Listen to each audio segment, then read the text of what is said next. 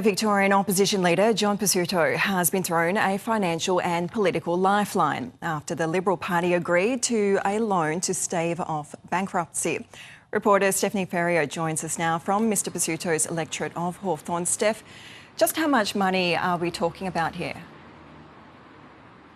Good morning, Meredith. Well, it's certainly not small change here that we're talking about. $1.5 million is going to be put on the table by the Liberal Party so that John Pesutto can stave off bankruptcy proceedings. Now, the Liberal Party says that this is going to be a commercial loan style agreement, and that will be set at market rates so that the Liberal Party does earn income off its investment.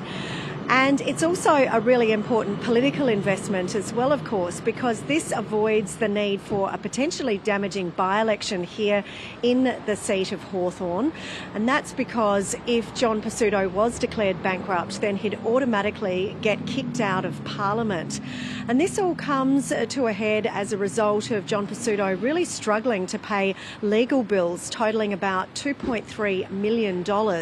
And that's after his Liberal Party colleague Moira Deeming successfully sued him for defamation after he'd incorrectly claimed that she had associated with neo-Nazis. Now, Ms Deeming just last week actually offered a lifeline of her own for Mr Pesutto, saying that she was prepared to delay those bankruptcy proceedings against him by a year, but only if the Liberal Party guaranteed that she would be pre-selected ahead of next year's election.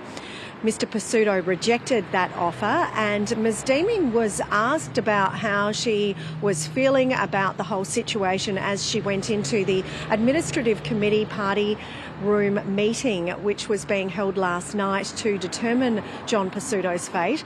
And she said that she fully anticipated that the Liberal Party would in fact offer this loan, but that she had been feeling very frustrated with her colleagues. This is what she had to say. Have you spoken to your party room colleagues about it? They don't speak to me. Why is that, do you think? Why is that? Because I had the audacity to defend myself against false claims. But I really do get treated as though it is my fault and that I'm the aggressor, and that's ridiculous. I assume that they will continue with their quest to annihilate me. So that's Moira Deeming speaking about the fact that she believes that the knives are still out for her by her Liberal Party colleagues.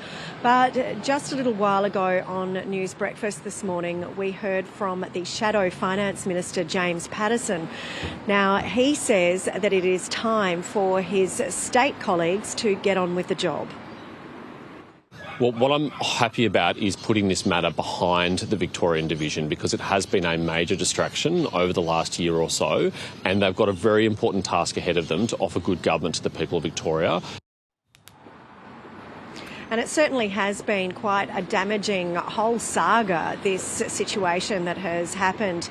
And so many of the Liberal Party MPs echo those views raised by James Paterson, basically saying that the public here in Victoria is sick of the political infighting with the Liberal Party, and the real focus now has to be on presenting a credible alternative to government for the November 2026 state election.